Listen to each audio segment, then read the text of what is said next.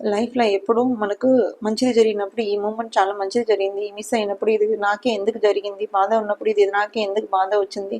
కోపం వచ్చినప్పుడు నాకే ఎందుకు ఇలా జరుగుతుందని చెప్పి అన్ని టైంతో దేవుడితో అన్నీ బ్లేమ్ చేస్తా ఉంటాం. దేవుడు నాకు ఇలా చేశాడు, అలా చేశాడు, వీడు ఇలా చేశాడు.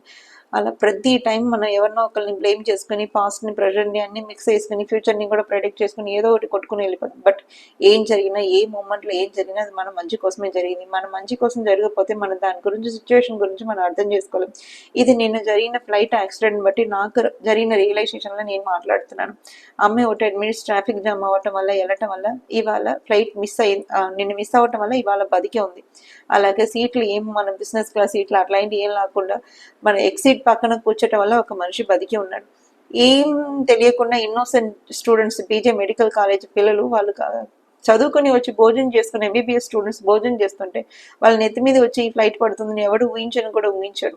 సో ఇట్లా లైఫ్లో ఏ మూమెంట్ ఎప్పుడు ఎవరికి ఎలా జరుగుతుందో ఎవరికి ప్రెడిక్ట్ చేయలేదు. దీనిలో నాకే మనకున్న ఈ కొత్త నేనే తోపు, నేనే తురుము, నాకు అది ఉంది, ఇది ఉంది, అక్కడ వెళ్తాను, ఇక్కడ వెళ్తాను అని చెప్పి అన్నీ ఏదేదో ఊహించుకుని ఒకరిని బాధ పెడతా ఉంటాం.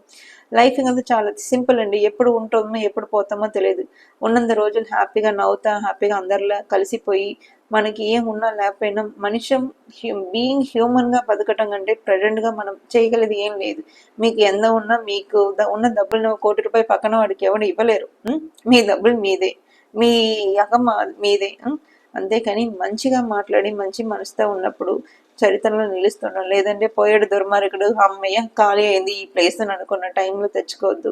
అలాగే నిన్న జరిగిన ట్రాజడీకి నిజంగా చాలా పెయిన్ఫుల్గా ఉంది. ఏం తెలియని పిల్లలు, దానిలో ఉన్న ఒక ఫ్యామిలీలో ఉన్న ముగ్గురు డాక్టర్స్తో కలిపి ముగ్గురు చిన్న పిల్లలు బిలో 1 years లోపల ఉన్న వాళ్ళు కూడా చనిపోవడం కదా చాలా చాలా దురదృష్టకరం.